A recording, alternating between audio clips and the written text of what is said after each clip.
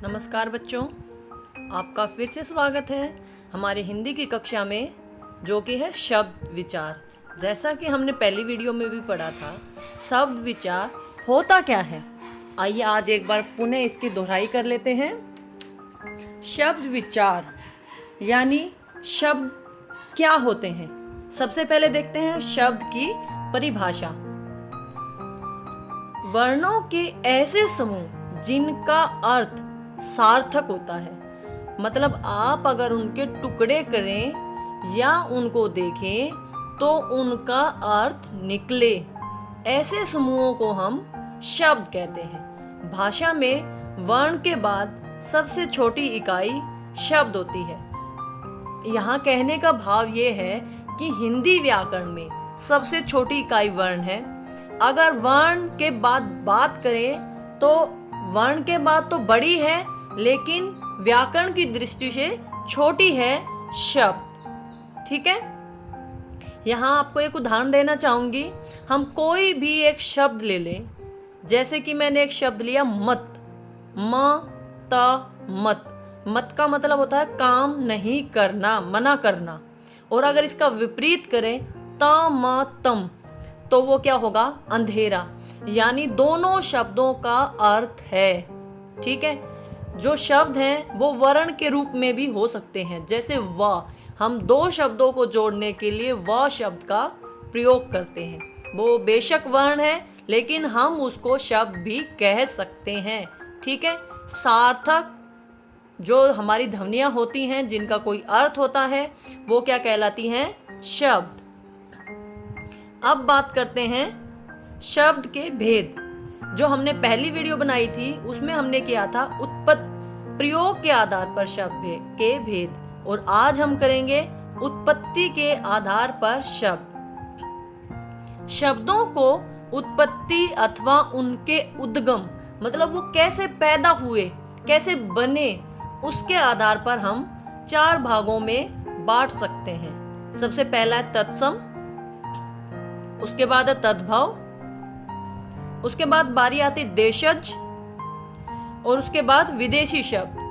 देशज शब्द को देशी शब्द भी बोल सकते हैं और विदेशी शब्द को विदेशज भी बोल सकते हैं। आइए अब इनके बारे में विस्तृत जानकारी ले लेते हैं।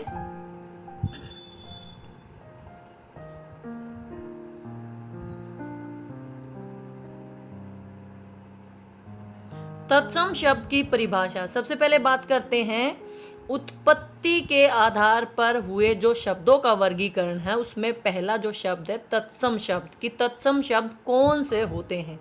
ठीक है, तत्सम शब्द की परिभाषा इस प्रकार है। हिंदी का विकास संस्कृत या संस्कृत से उत्पन्न भाषाओं द्वारा हुआ है, इसीलिए वे शब्द जो मूल रूप से संस्कृत के हैं और हिंदी में भी अपने मूल रूप में ही प्रयुक्त होते हैं, उनको हम तत्सम कहते हैं। तत् अर्थात उसके, सम अर्थात समान। मतलब जो शब्द संस्कृत भाषा से एज इट इज, जैसे थे वैसे ही हिंदी भाषा में लिए गए हैं, उनको हम तत्सम शब्द कहते हैं। ठीक है, कुछ शब्द परिवर्तित होकर भी आए हैं, लेकिन कुछ शब्द ऐसे ही आए हैं। जैसे हम देख लेते हैं एक शब्द हम। जो हम शब्द है ये संस्कृत में भी हम ही है और हिंदी में भी हम ही है। कार्य जो शब्द है इसके 2 रूप हैं। कार्य को काम भी बोल देते हैं, लेकिन हम कार्य भी बोल देते हैं। इस शब्द को संस्कृत से एज इट इज ले लिया गया है, जैसे का तैसा, इसमें परिवर्तन नहीं किया गया है। लेकिन जो कार्य का शब्द है काम, वो उसका अर्थ है। ठीक है, अब बात करते हैं दूसरे भेद की। यहाँ देखिए कुछ उदाहरण भी हैं। दधी माने दही, क्षेत्र, हस्ती, कंटक, सर्प, लक्ष्य, वधु, शीर, शाक आदि। जो ये शब्द हैं, इनको हम संस्कृत और हिंदी में समान रूप से प्रयोग करते हैं। इनका अर्थ भी प्रयोग करते हैं और इनको भी एज इट इज प्रयोग करते हैं। ठीक है, अब बात करते हैं दूसरे भेद की, जो कि क्या है, तद्भव शब्द। जैसा कि नाम से शब्द स्पष्ट है, तद्भव ये वो शब्द हैं जो रूप परिवर्तन होने के बाद हिंदी में प्रयुक्त होते हैं। तो परिभाषा क्या बनेगी? वे शब्द जो संस्कृत से हिंदी में आए परंतु धीरे धीरे परिवर्तित हो गए, ऐसे शब्दों को क्या कहते हैं? तद्भव। जैसे पहले दधी को दधी ही बोलते थे, दुग्ध को दूध ही बोलते थे, लेकिन समय परिवर्तनशील है और वाक्यों में शब्दों में परिवर्तन आता रहता है। हम इसको दधी भी प्रयोग करते हैं और दही भी प्रयोग करते हैं। क्षेत्र से खेत, आप देखिए खेत जो होता है उसको क्षेत्र बोलते हैं, लेकिन जब आप क्षेत्रफल निकालते हैं तो खेत का फल नहीं बोलते, उसको उसी प्रकार प्रयोग करके क्षेत्रफल ही बोलते हैं। ठीक है। हस्ती से हाथी, हस्ती को हस्ती ही भी बोलते हैं और हाथी भी बोलते हैं। कंटक से काटा, काटा कांटे के रूप में भी प्रयोग होता है, लेकिन जो हमारे विद्वान हैं उन्होंने इसको दोनों रूपों में प्रयुक्त किया है। सर्प से सांप, लक्ष्य से लाख। लक्ष्य जो यहाँ पर लाख की बात हो रही है, इसके भी दो अर्थ हैं। लाख एक जो धनराशि वाला लाख होता है और एक लाख जिसकी चूड़ियाँ बनती हैं। ठीक है। रात्रि से रात, आप देखिए हिंदी के कई जो वाक्य होते हैं उसमें रात्रि ही बोलते हैं, लेकिन कई वाक्यों में रात, तो हम ये नहीं कह सकते कि वो गलत है, वो दोनों रूप से ठीक है। इसीलिए अब इन शब्दों को तद्भव की श्रेणी में डाला गया है, माने जिनका आपने रूप परिवर्तन कर लिया वो क्या हो गए? तद्भव। हमारे पास है वधु, वधु यानी बहू। ठीक है। शीर यानी खीर और शाक यानी साग। शाक सब्जी जिसको हम बोलते हैं शाक, हम उसको उसी रूप में प्रयुक्त करते हैं, यानी दोनों रूपों में प्रयुक्त हो जाता है ये। ठीक है। अब बात करते हैं तीसरे भेद की, देशज शब्द। जैसा कि इसके नाम से ही स्पष्ट है, देशज शब्द वे हैं जो हिंदी में क्षेत्रीय बोलियों एवं भाषाओं से आए हैं, वो देशज शब्द हैं। जैसे हांडी, खटखटाना, खूंटा, पगड़ी। यहाँ पर आपको बताना चाहूँगी क्षेत्रीय बोली जो किसी विशेष क्षेत्र में बोली जाती है। आप जहाँ पे रहते हो वहाँ पे आपकी कुछ बोली अवश्य होगी, जो हमारी भाषा हो भी सकती है और नहीं भी, क्योंकि कुछ बोलियों को भाषा का रूप दे दिया गया है, लेकिन जो बोलियां अभी भी रह गई हैं उनको भाषा का रूप नहीं दिया गया है। उन बोलियों में से जो शब्द लिए गए हैं उनको हम देशज शब्द कहते हैं। ठीक है। अब बात करते हैं उत्पत्ति के आधार पर भाग नंबर 4, विदेशज या विदेशी शब्द। देखिए जैसे इनके नाम है वैसे ही इनका अर्थ है, तो इसके भी नाम से स्पष्ट है, विदेशी जो चीज हमारी ना हो। समयांतर में आई कई विदेशी जातियों के प्रभाव से, यानी जैसे जैसे राजा महाराजा आते रहे जो विदेशों से आए, उनके प्रभाव से हिंदी भाषा में अनेक शब्दों का समावेश हो गया।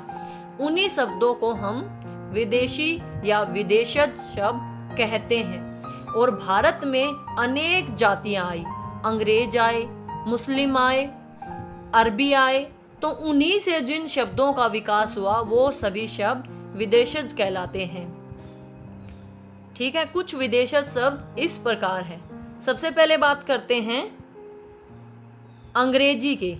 ये शब्द एज इट इज यानी जैसे के तैसे हिंदी में प्रयुक्त किए गए हैं। कुछ को परिवर्तित करके भी करते हैं, कुछ को जैसे क्या तैसा भी करते हैं।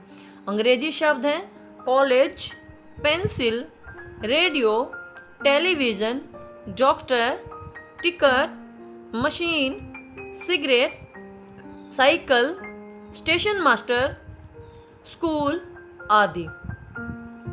ठीक है।